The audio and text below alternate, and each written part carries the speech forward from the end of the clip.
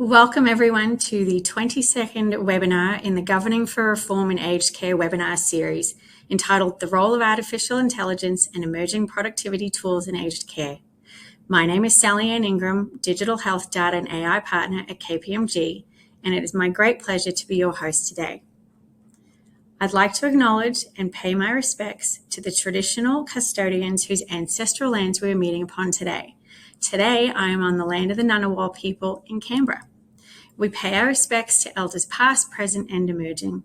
We acknowledge the deep feelings of attachment and relationship of Aboriginal and Torres Strait Islander peoples to country.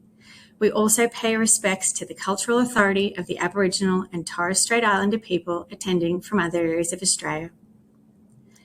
Today's webinar is about the potential for artificial intelligence to reshape the delivery of aged care services.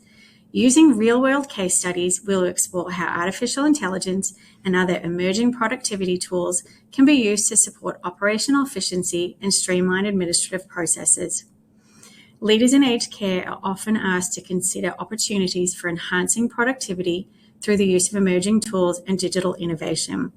As the landscape of aged care continues to evolve, executive leaders and governing body members are tasked with navigating complex challenges and responding to aged care reforms, all the while striving to enhance the quality of care provided to older people.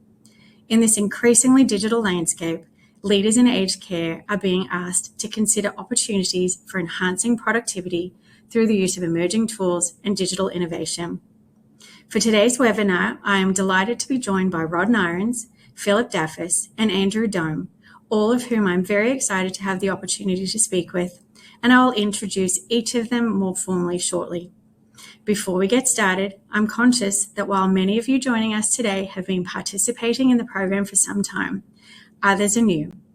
Within the slides on the screen, you'll find more information and a link to explore further details, find recordings from our previous webinars, and information about opportunities to get involved in other parts of the program.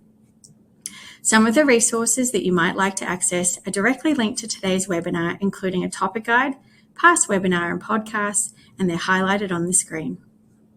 Before we start our panel conversation today, I'd like to draw your attention to the layout of the screen. You'll notice that you can manipulate the screen in any way you'd like. So if you'd like to see the presenters in full screen, you can expand the various windows to suit your preference. We're very keen to make this an engaging discussion. If you'd like to submit a question for the panel, please do so in the Q&A box on your screen. We'll aim to select a few questions throughout the discussion for the panel members as time permits.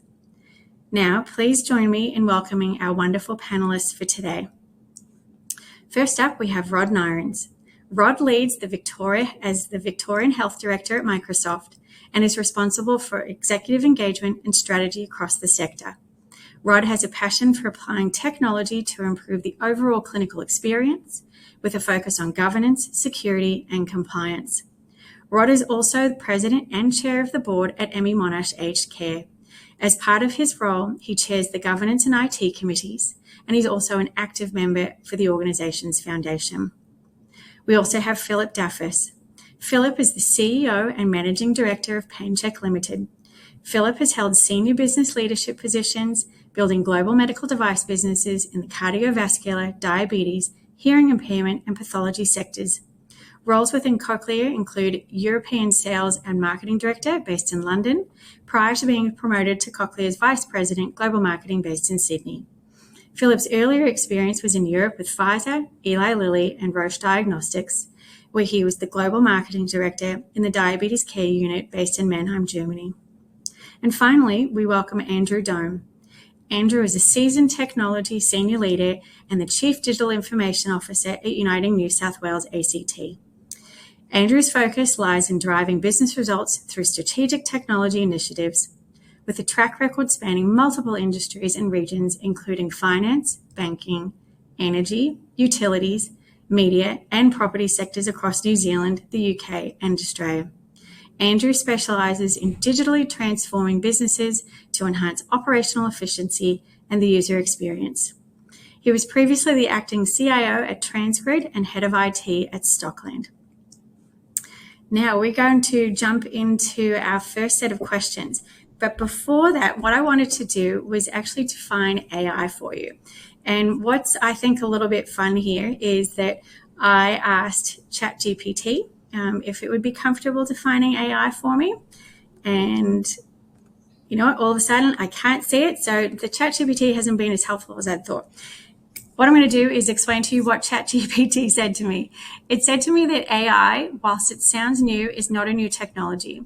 AI technologies have been used for, almost 60 years in some shape or fashion, but they have been emerging in many different ways. What we're seeing today in AI is very different from what we've seen earlier in the use of tools like analytics and progressive analytics, regression analytics, and predictive analytics, which most of you are familiar with. The new tools using generative AI feel quite different because all of a sudden it's democratized access to AI. So I invite all of you to think of what that democratization of AI and these tools mean in your workplace. So jumping into the first question, I'm going to punt this one to Andrew first. Where would be a good place to start using AI technologies in aged care? Yeah, thanks, Eliane, and welcome everyone. Really looking forward to the webinar today. Thanks for inviting me. So, great question. In terms of aged care, I can probably tell you a little about what we're doing at Uniting and where we started, the journey we're on, and that will give you a bit of an insight as to where I think you should start looking at Gen AI. So when we were looking at our use cases and we canvassed our employees and our executives, we said, well, what's the best use case? What are the use cases that you see for use of Gen AI? And a couple of them really came out and were quite prominent. And in speaking to other aged care providers, they have very similar challenges.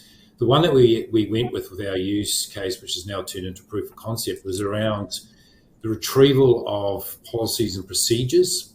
So if you think about a place like Uniting, we have 10,500 employees, 7,500 of those work in aged care, and they may have a general question around leave entitlement, or they may have something around wound management.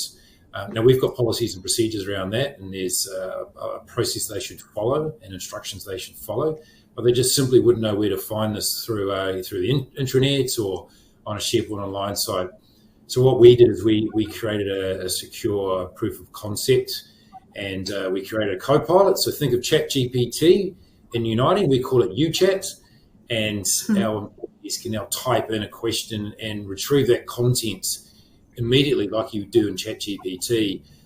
And that really the reason behind this use case and why we think it's quite exciting is that activity of finding that policy or that procedure could have taken our employee 15, 20 minutes sitting down at a desktop or a laptop PC, typing that question in, trying to find the content, navigating through the SharePoint online experience. They're now getting that response within 2 or 3 seconds. They can prompt it. You'll hear a lot about prompt engineering, so ask additional questions. Really turn that experience into 30 seconds to 1 minute, and then they can move on. But more importantly, what that does is it gives time back in the day for the human services part of aged care. So taking a 20 or 15-minute activity, turning into 2 minutes, that gives that 30 minutes or 80 minutes back to our employees to provide that aged care to our customers. So that's what really excites us about it. And that's a really good starting position. We wanted to keep the data, the content that we were accessing and retrieving within our own data ecosystem. We didn't want to expose any of that data externally. So we've got a very secure environment. We know the content of the data that we're accessing. And I think it's a great starting position. Look at a use case, start simple and build it out from there. Yeah, it's a really good point. I think that every organization should be thinking about how to use all the powers of the large language models like ChatGPT, but within the secure boundaries of your organization so that you can start to harness some of that workplace productivity. For Rod, I have a question here around how do you envision AI being integrated into aged care systems, and where do you see the main challenges and opportunities? Thanks, Eliana. Thanks for inviting me along. Look, you're right. So AI services have been around since the 1950s. You think back to the use of ECGs, then we progressed through to machine learning, and then more recently with ChatGPT, consumer services. I think we need to tread carefully, is my first point of thought. And I'll flip between hats. One is my Microsoft hat and one is as a consumer at chairing the board at Emmy. The challenges that come with the use of the commodity services that are readily available for everyone to use is, what is the quality of data? Is it secure? And is it well governed? So when you think about what we're dealing with in an aged care sector, we're dealing with patient or resident records, which are probably the most valuable asset that we would actually be having under our management. So we need to be very careful that that's actually managed correctly.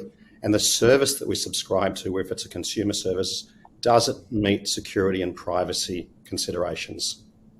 But with that comes great opportunity. And we know that the challenges across the sector are around resourcing, finances. I think 2/3 of the sector are operating at a loss. How do we break the back of that with improving efficiencies? How can we improve the way we engage and care for residents using technology to fill gaps? But at the same time, I don't think the use of AI should be making the final call on how we treat or look after residents. Let it do the grunt work. But as individuals, as humans, we still need to step in and make sure that the decision is made by a clinician, a nurse, whatever it might be. But yeah, it's a point in time, I think, Sally Ann, we're going to look back. This is a tipping point right now. Yeah, very much so. I think, the point I'd like to reiterate here is keeping the human in the loop. That the AI is an assistant. It's not making the final decision in any of the applications that you should be using these tools. For Philip, I'll ask you the same question, because as a vendor in this space, how do you envision AI being integrated into the aged care systems? Well, look, thank you, Sally Ann, and thanks for the invitation today. Look, I fully agree with everything I've heard so far. I would add a couple of things, because I've come at this from a medical device perspective, and I've been doing this work for 40 years around the world. I see AI, the use of AI, as a technology that helps improve the delivery of medical devices and better outcomes for residents. That's our focus. And it's a bit like in my early days, we went from the glass mercury thermometer to the electronic thermometer. I don't know if you remember that. We went from the sphygmanometer, listening to blood pressure pulses, to electronic blood pressure meters. This made accessibility of these very important vital signs to a broad group of people, and allowed carers and nurses and doctors to focus on medication and treatment and things, letting the technology as we said before, do the grunt work. And so PainChek is a great example of this. PainChek is a product or a medical technology in the form of an app. It's a medical device. It assesses pain for people who can't verbalise their pain reliably, which is a large segment of people living in aged care facilities. And we do the work, we do the grunt work, we use the AI to pick up those very complex facial expressions of pain, which is very hard for a nurse and very hard for a carer to pick up. We do that automatically, we log it, and then we guide the carer through the process to actually come up with a pain score and a pain severity score. And that's basically, I always say it's a combination of artificial intelligence and human intelligence to provide a better, more objective pain assessment results and a better care treatment. And to give you a perspective, there's now more than 60,000 resident aged care beds using PainChek across Australia. There's 85,000, including the UK today, and we've had close to 5 million pain assessments. And we've seen some magnificent outcomes in terms of reducing the use of antipsychotic medication, more appropriate pain medication, reducing falls. If you manage pain better for those complex residents, you improve outcomes. So I see it as just another tool to help carers and help nurses do their jobs better, more effectively, more efficiently, and help the end resident, which is really what the focus for aged care facilities is all about. Yeah, so I think that it's a really nice dovetail there, talking about productivity and talking about where the workforce lies today. For Andrew, what impact do you anticipate AI will have on your workforce? And for you, what does success look like? Yeah, again, look, a great question. And I think the general narrative that we kind of talk about when we relate to AI is it's certainly going to augment our workforce. It's definitely not going to replace the roles may change, but it's not going to replace a human. And the human in the loop, I think, is a great narrative as well. It's a great line. the way that we're seeing AI and the opportunities, if I talk about that use case before, that was kind of internal documentation and retrieval of content. If I think about then on our kind of customer journey, and I think about people in aged care, there's a real opportunity for things like case notes and handover of rosters between chefs and people handing over. Again, that takes time currently, and we can use Gen AI to do that and take time away from that handover. Again, eliminating sort of 20 minutes handover processes and reduce it down to potentially 5 minutes. That then frees up time to again provide better care to our customers and to our clients. So I think the nature of that role will change by using Gen AI. Ultimately, though, coming back to the question now, what does success look like? Well, success will look like we will have employees that are able to spend more time with our customers. We will have, and there's regulations around this stuff in terms of care minutes, which people will be aware of. By using Gen AI, that will facilitate and enable those care minutes to be uplifted. Ultimately, we'll have people and employees spending more time with our customers. So that'll be a great user experience for them as well. And I even haven't touched on some of the technology, the devices side of things. So being able to monitor our customers and clients, have a look at potentials that Gen AI will have a look at and suggest where there are trips or fall hazards or likely to be an issue with a customer or a client, and eliminating that or dealing that with before it actually becomes an issue. So it all comes back to the way I think about it is it's uplifting our customer experience, and Gen AI will absolutely do that. And that's what success will look like for us. If we have customers which are happy there and uniting residences and sites, and they feel better because they've got more time and attention from our employees, that's going to be a success in our book. Yeah, it's a really good answer. And I would add to that as well, when you're talking about the customer experience, for your organisations, I would encourage you to think of your staff as your internal customers as well. I think there's a lot to be said around workforce productivity, but how that also impacts workplace satisfaction. We know in today's market with massive shortages of workers, anything you can do to retain staff will be seen as an absolute positive in this market. Yeah, Rod, please go ahead. Yeah, I was just talking about, that is one of the major benefits as well. If we can kind of be a leader in the space in aged care, people know that Uniting is a place that is using Gen AI and technology to return time back to providing human services and reducing those admin times. It will become an attractive place to work and also retain our talent. So it's absolutely on our agenda to make that happen. Yeah, very good. I think the big question though is when we think about workforce is what does the training and education component look like to upskill your workers to take advantage of these technologies? And for Rod, I'd like to ask you, what kind of training and education do you think are necessary for your care providers to successfully adopt and use these technologies? Yeah, that's a really good question. And on the previous point about we want to make our organisation an employer of choice. So how do we attract and retain quality staff? And I think when new employees onboard our organisation, there's an expectation that some of the services they use at home in their consumer life, that's evident in the workforce as well, where they spend a lot of their time. Look, training is vitally important. If we want to use these tools, they need to be used effectively, safely, responsibly. And I might talk a little bit about the ethical and responsible use of the technology later on. But if we don't invest in time in ensuring that the tools are used safely, then we're opening up our situation. We're opening up to a much worse situation than we could imagine. So it's really important that we get this right. Because these tools are so accessible, we have to think about what are the right tools, how do we use them effectively, and what are the flow-on effects in doing that. So all really important. And I think a good place to start is running small pilots or a proof of concept within your organisation and just see if the technology will actually benefit. Look, it can be very exciting to bring in new technologies. Everyone wants access to it, but is it actually going to provide benefit to your organisation? And we need the staff to be on that journey and using it appropriately. So it's vitally important that we get the training rolled out. And with the training, it's not just how to use the tools, but there's also change management. This is the way we're conducting our work today. How are we going to work going forward? I think the change management piece is just as important. So there is an investment needed in doing that. Yeah, that really makes good sense.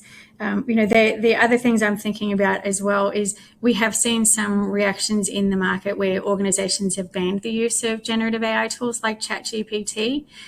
And, from my perspective as a technologist, I think we should be looking the opposite way to say, how can we use these tools safely and securely within our organizations rather than letting our staff use these tools out in the wild? I see staff are using these tools not to do anything against policy or against code. They just want to do things efficiently. And I do think it's imperative for every organization to think of how they can give the tools that their staff want to be able to use in a more safe and secure manner.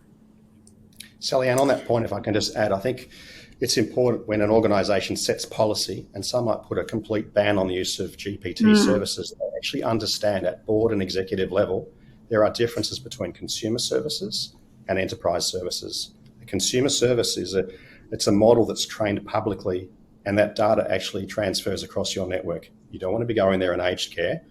If you want to invest in enterprise services, it's based on your own organisation's data, and nothing goes in, nothing goes out. So it's vitally important, again, that we actually comprehend the differences between the two. Yeah, it's a very, very valid point around the differentiation of those types of tools. And it's a good dovetail into thinking of, what are the regulatory measures and the ethics of using these tools look like? I think the ethics changes when we look at, a back office solution that Andrew was talking about being just able to search your documents versus something that might be interpreting medical results. So I'll go ahead to Philip and just ask, what regulatory measures and oversight mechanisms do you think are needed to ensure the safe and ethical use of AI? Thank you. Look, and before I answer that, if I could just add, I think the conversation just gone there was really very helpful in terms of talking about the training issues. Training is really important in this process, and one thing we've learned at PainChek is that one of the things we did very early on at PainChek in terms of getting people on board is that we developed our technology that was seen as an evolution to the old paper-based pain assessment tools. So Jennifer Abbey, who developed the Abbey Pain Scale, which has been around for many, many years, actually was one of the first people we contacted, and she supported us because she saw PainChek as being an evolution of her work. We made it simpler, we automated the process, and we brought pain assessment. It's very important. We brought pain assessment back to the point of care. So pain assessment being managed at the point of care, being assessed and documented at the point of care, delivered into this care management system in real time, and therefore from an accreditation standpoint, from a regulation standpoint, all that, you had real-time pain data stored and in real time at the right time, and therefore the treatment was related to that pain at that time. So having Jenny's support has seen us as the evolution of her work was actually very important, and it helped the nurses and the carers say, I've done Abbey Pain Scale for many years, PainChek is like an evolution of this, a bit like what I said before, going from a glass mercury thermometer to electronic thermometer. But we've done the same sort of thing, but for pain and pain management. So, but back to the regulation. Sorry, please. Please. Yeah, I was going to say, for us, I think broadly speaking about sort of the regulatory measures, not thinking just about the use of applications. And, I think when I look at what's happening from a federal government perspective on guidance, the guidance is pretty light at the moment on utilisation of AI tools in, what we think of the front office in medical care. So, we're really looking at, I think we have to look overseas at the moment as well as what's coming through in the US and Europe around regulatory measures. And if I could add, our product is regulated in Europe, Australia, New Zealand, Canada, and we're just going through the FDA clearance right now. We're doing a clinical study in the United States that brings in all American populations. We are 3/4 of the way through that study. And we believe we'll have regulatory clearance in the US as FDA regulatory clearance as a de novo product by the end of this year, which will make PainChek, in Australian technology. I think it's important for everyone to know it's a great Australian success, and it's already in 3 continents being used around the world. So we do follow the regulatory process. And if I could add one thing on the in that process is that obviously with AI in healthcare, there's two types of AI. There's dynamic and static. Dynamic means it keeps learning, like ChatGPT, that just keeps learning, while static means you actually build the models, you fix the models, you validate the models in a clinical environment. You then use that data and outcomes and publications as part of your regulatory clearance. That's what we've done. We're a static model. So therefore, once it's documented, once we've shown the reliability and the accuracy, then it's used consistently as that model, that AI model. If we want to change it, then we have to go back through that validation process all again, which is the way it really works in healthcare. Now, I'm not saying it's right or it's wrong. I know the FDA right now looking at dynamic. Dynamic means, can we allow a continuous? So Philip, I think I'll sort of stop you there. I think, when we look at what the insurance around safe and ethical use of AI, I think it's going to be an ongoing conversation. It's not a one and done with regards to what's happening in the market. I think for mine though, the regulations shouldn't stop us from using the technologies in a safe and secure manner in a way that, is not using it as a clinical decision support tool quite yet. Whilst those types of things are being used, it should absolutely be used in the low risk, high volume cases that we see within our organizations, very much so in the back office and in those administrative roles where we are finding it quite hard to staff. For mine, what's really interesting is looking about the future. I'm really excited to see what's coming out. I find it pretty hard to keep up personally. I feel like there's a new announcement every day that I need to get my head around on how it's impacting aged care and the health sector more broadly. For me, Andrew, I'd love to ask you, looking forward, what do you think are some of the most promising AI innovations on the horizon? And do you think that they could transform aged care over the next decade? Yeah, absolutely. I think there's so many opportunities and use cases that are on the horizon. Some of the ones that kind of spring to mind that we're looking at, things like case management, coming up with personalised care plan for individuals using Gen AI to look at history, looking at details, data around our customers, and personalising care plans for them. I think that's quite exciting.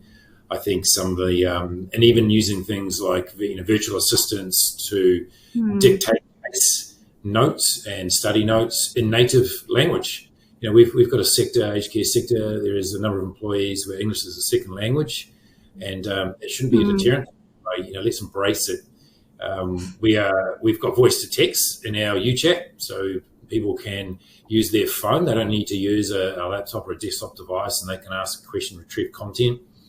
We'll expand on that and do native tongue to sort of text and get the response back in their native tongue as well, if need be. So there's some great opportunities there.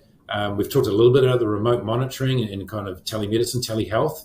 So understanding people, their working conditions, their living conditions and the environment they're in, using Gen AI to see if there's any changes from the natural way that they are living, and providing data analytics so our aged care workers can provide a level of service and deal with situations before they become an issue. So there's some exciting stuff happening there.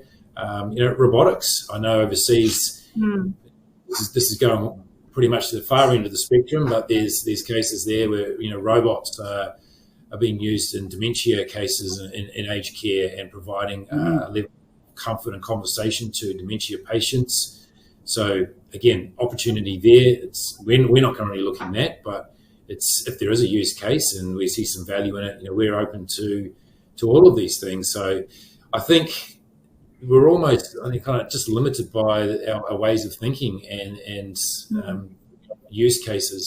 And probably just one call out that I've experienced in speaking to other organisations, when they've started off with a Gen AI pilot or a proof of concept, they've started with a particular use case. They've got the business, they've got our employees involved, and subsequent use cases have actually come out of there, which have actually been more beneficial than the original one that was thought of.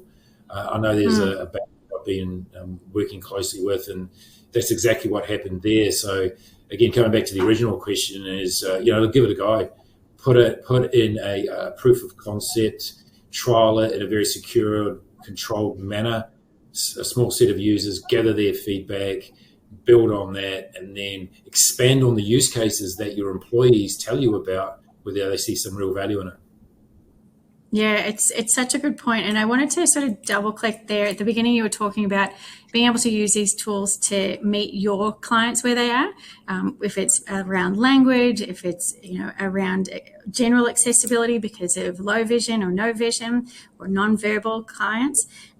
For mine, I think we really need to be considerate of bridging that digital divide and ensure that the AI tools that we're looking to bring online don't actually further break these two sort of parts of the population behind. We should be pulling everybody together is what I'm trying to say, so that we're not leaving people behind, and that we're thinking of these tools in the broader sense of their usage to really bring along everybody that your organisation is serving. To Rod, wanted to ask, do you think AI can improve health monitoring and predictive care to prevent emergencies or serious health declines? It can. Can I just add some context to this, Sally-Ann, before I answer the question? Today, we've spoken a lot about GPT or ChatGPT. Yep. Now, that's just one AI service. And you think about the uptake and all of the hype is around that. So think about the technology and how quickly this technology has evolved. I've written some notes here just to give you some perspective.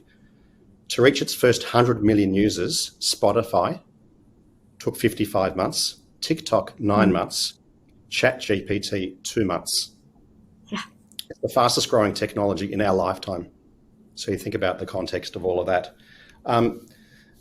We need to sort of expand the conversation and not just focus on GPT, but perhaps some of the stuff that Andrew was sharing is how do we expand and use other AI services? And to answer your question, we can use other AI services in a hospital sense. How do we improve the discharge summary process, which at the moment is pretty ordinary? How do we improve documentation in a clinical sense within aged care? Because we know there are challenges around that. So there's some of the services we can start deploying today. They are available, they're enterprise grade and absolutely secure. And I might, again, come back to some of the ethical use afterwards.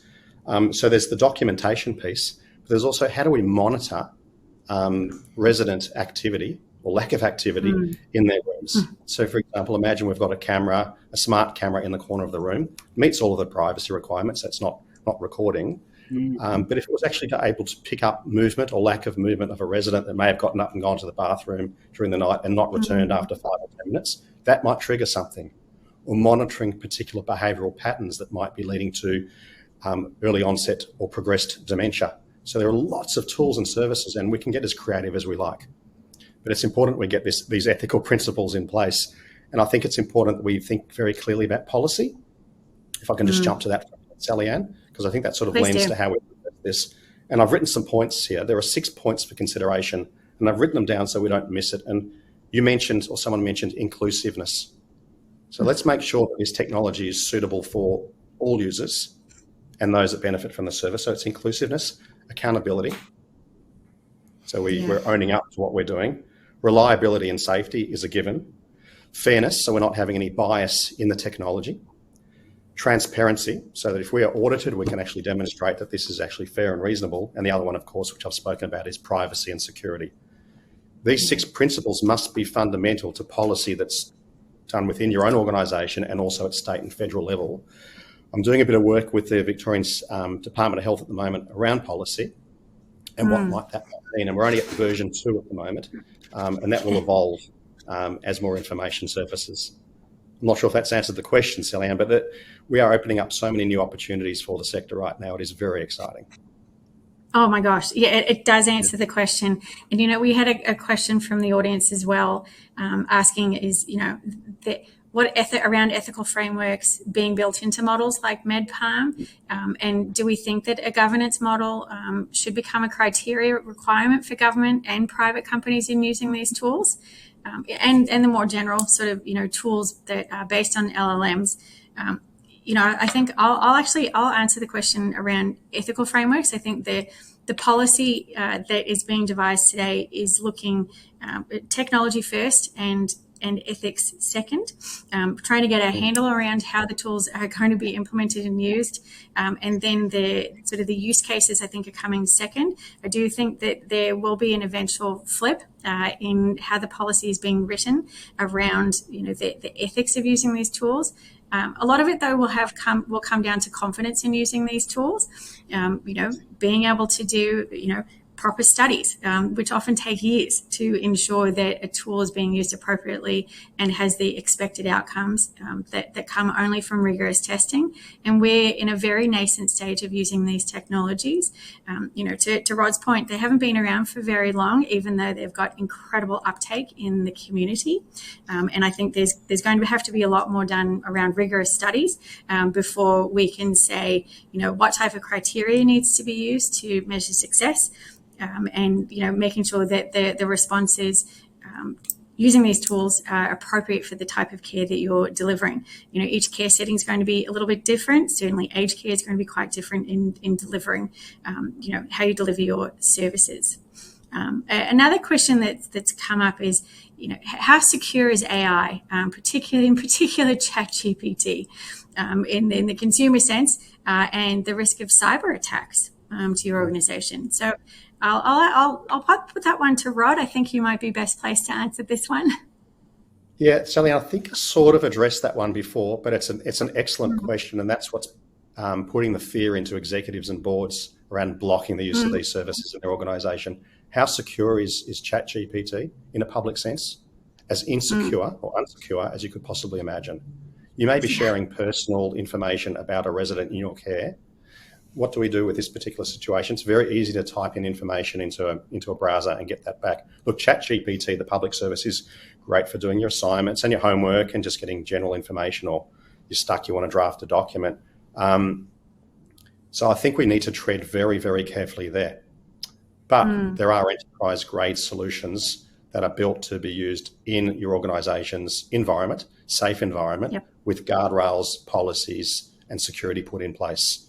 So it really depends on how you manage this. If it's done right, fantastic. If it's done wrong, it can be front of the newspaper kind of stuff. So always think about privacy policy, security, and they're all very, very important. Just tread carefully and make sure you follow the right process. And Sally Ann, could I just say something on this, please? Because I think it's very fitting. Look, at PainChek, we have to meet many requirements. I mean, you mentioned the Privacy Acts. We meet that. You have to meet in Europe the GDPR standards for privacy. There's the ISO 42000-001 AI system standards, which we stay abreast of. There's the ISO 27001 standard clearance for information security systems. And we've had to employ a full-time security officer. But the point about it is that it's important a company does have all those security systems in place. And therefore, if you have that, which was important for that to be part of the questionnaire, really, when it goes out to a supplying company, then the aged care facility or the hospital can sign up using that product, knowing that it meets the safety, it meets the regulatory, and it meets the privacy systems. These are really important aspects, and a company like PainChek has spent many years building these and getting these clearances and the privacy requirements in place. Yeah, and so I think that it's a good point around the devices and tools that you're using.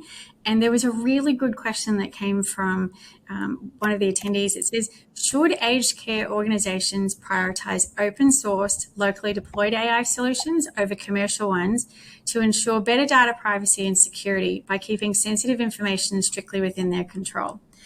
So it's a good question. But I would err on the side of around control and security. They're more institutionalized than large organizations that are providing these tools have much bigger security organizations working around them to ensure the safety and security of your data.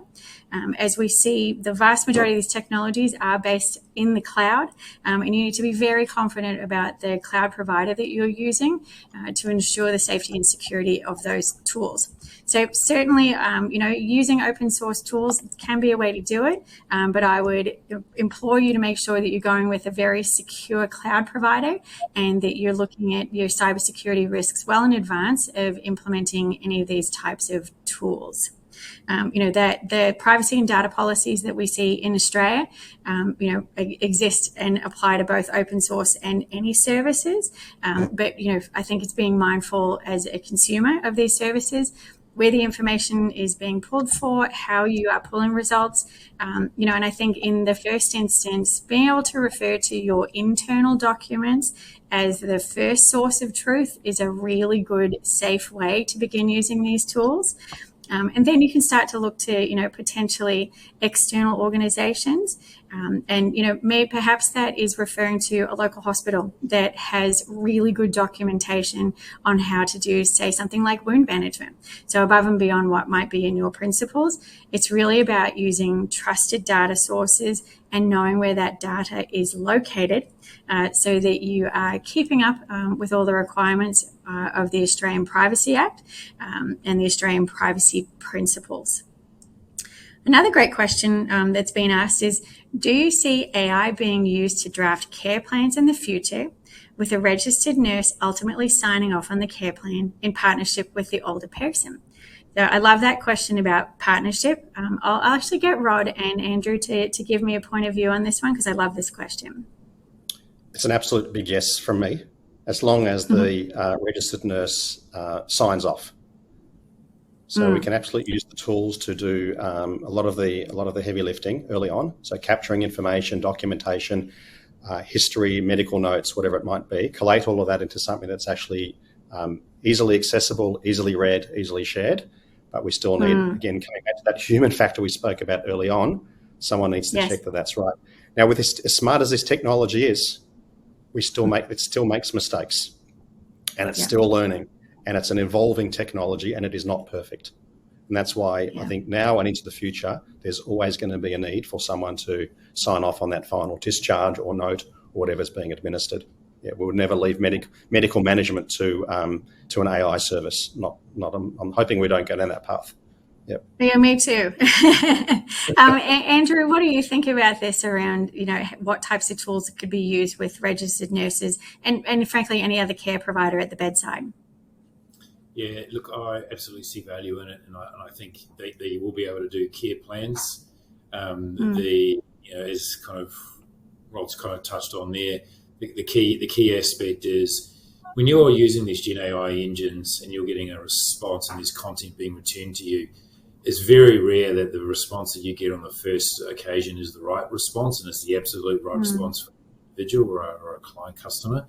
So that's when the registered nurse's background experience comes in, and with the right education and training, they will re-prompt that question and get probably a better result and a better care plan out the back of it. So the way that we see it is, we've got guidelines around responsible use of AI, and we've also got education programs in place now to say, stepping all the way back, what is Gen AI? What's the value of it? And how do you use it responsibly, ethically, and get the best result? And that best result is you need to prompt it, you need to ask more questions, and you've still got to have that human in the loop to do that QA and get the right result. But absolutely, it has a place.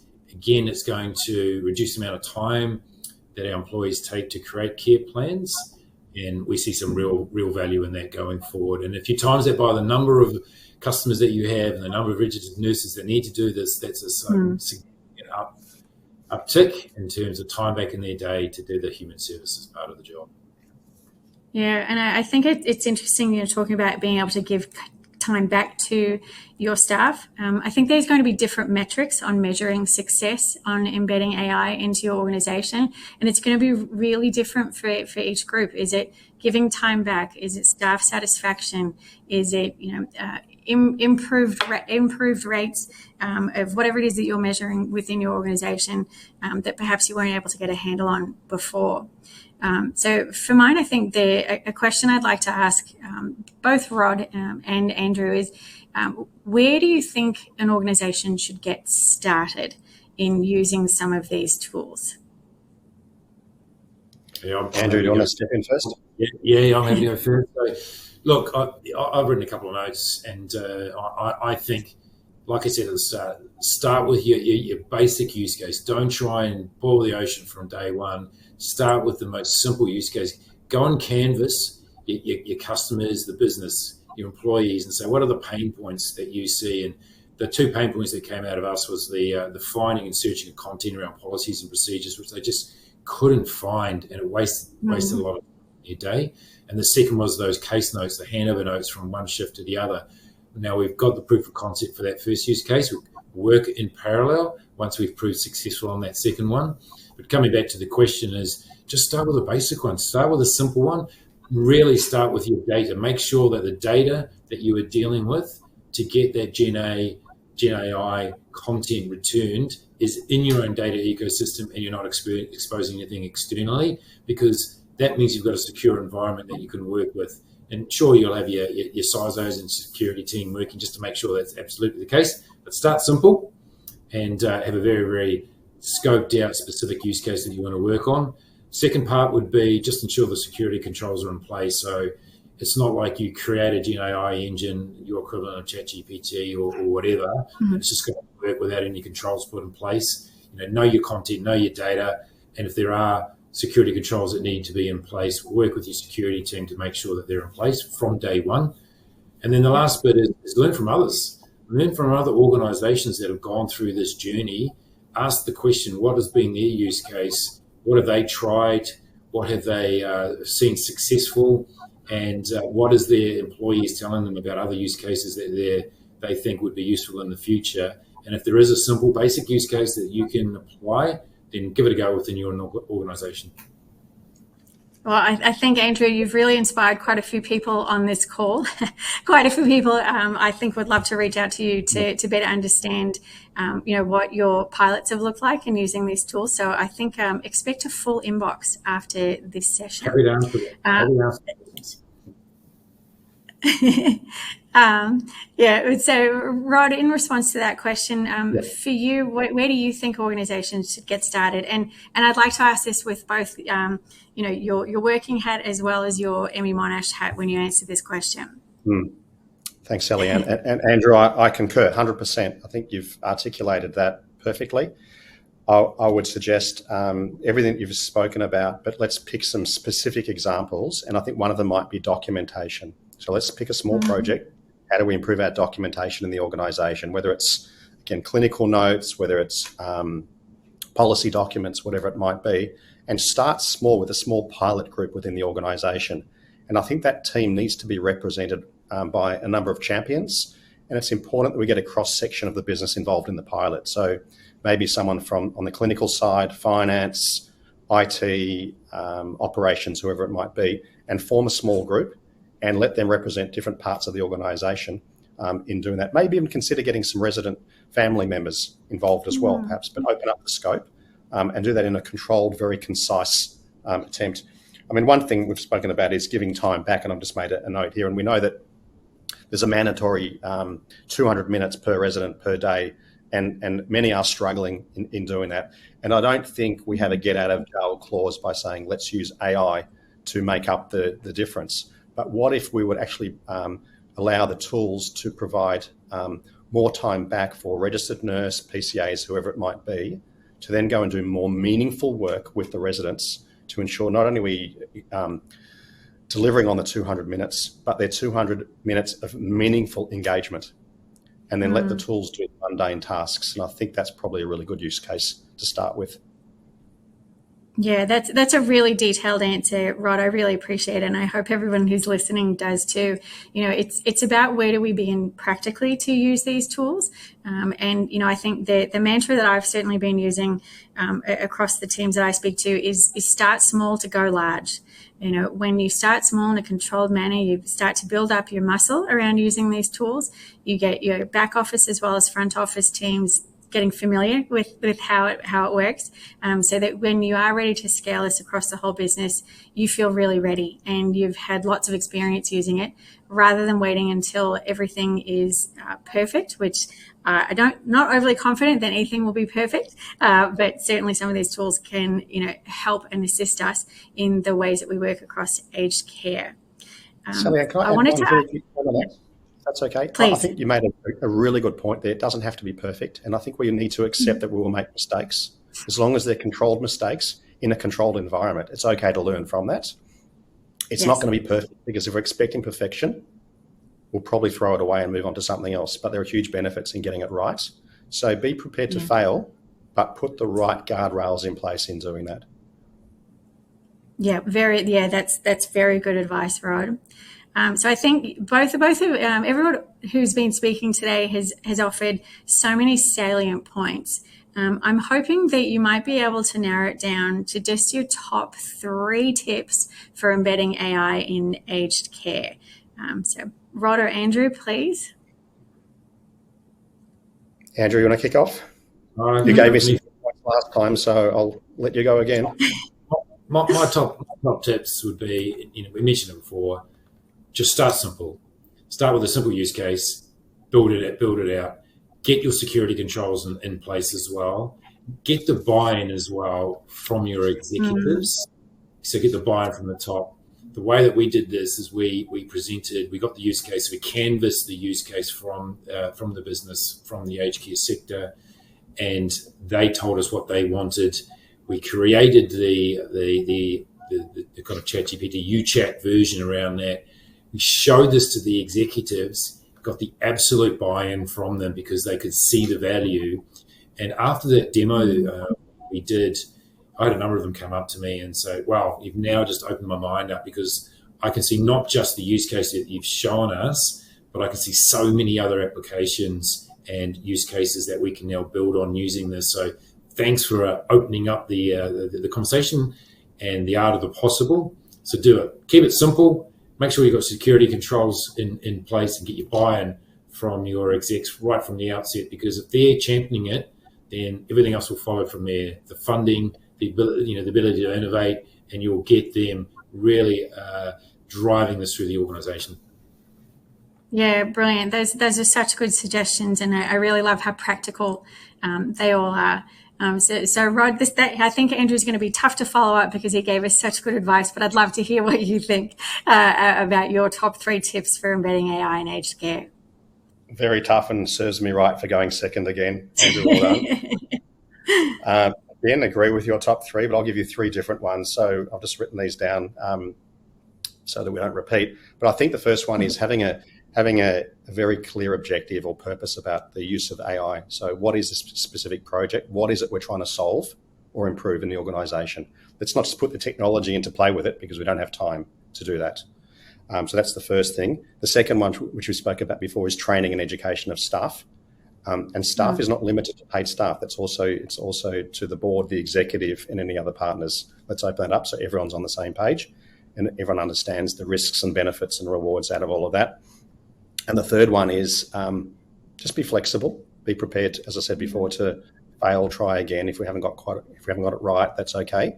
But just be determined to stay on the journey and not give up when it just gets too hard, because I think our residents can benefit from improved engagement across the organisation.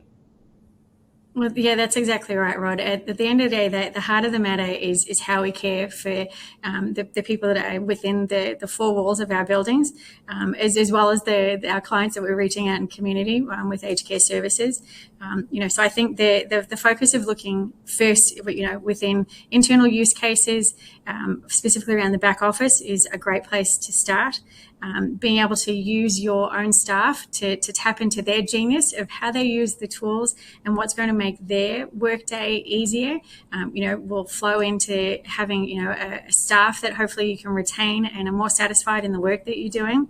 And whilst also being able to do this in a safe and secure manner, being aware of your cybersecurity risks, making sure that you've got the appropriate data being accessed by your internal teams when they're using these types of tools.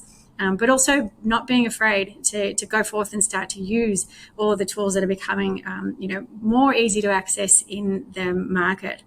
I'd love to thank everybody who has joined us on the call today, as well as the questions that have come from our attendees. So just thank you so very much to Rod, to Philip, and to Andrew for your participation in this. I know it's a big chunk of your day to take out, and I know that everyone's really appreciating what you have to say. So thank you so much to everybody who has attended. Following today's event, we will send you an email with a link to provide feedback. Please do take the time, as it's incredibly valuable for us to hear from you. As mentioned earlier, to view more information about the program or access any of the learning materials, please visit the link on the screen, and please access some of the related learning activities shared on screen and in the reminder email that you got. Please share the post-webinar content and video with your network.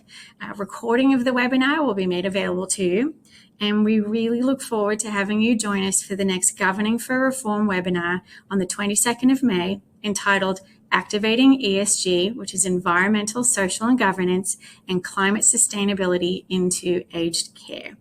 Thank you very much, everyone, for your time today. I hope you found this as beneficial and as insightful as I did, and we look forward to speaking with you soon. Thank you so much.